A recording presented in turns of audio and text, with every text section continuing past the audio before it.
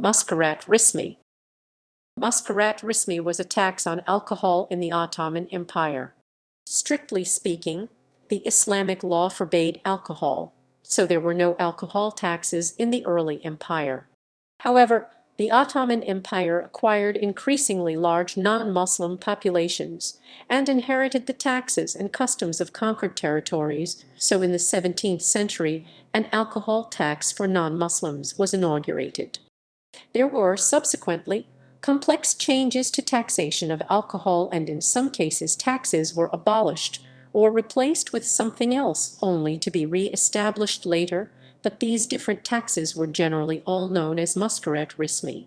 Tax farming usually allowed tax collection to be done by a non-Muslim contractor to avoid the need for a Muslim civil servant to be directly involved in the alcohol trade.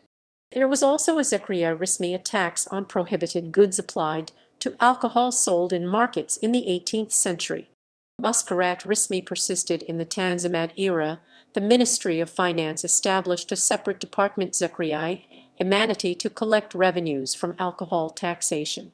Tax reforms simplified the rate at 20%, and imported alcohol was subject to another Müskirat charge instead of customs, which ranged from 10% to 12%. In 1861, the general Müskirat tax was reduced from 20% to 10%, but alcohol sellers were required to pay for additional permits, ruhsatname. The cost was a proportion of their rent. Shortly afterwards, the rate increased to 15%. Towards the very end of the empire, further tax changes favored beer production over wine or rakı.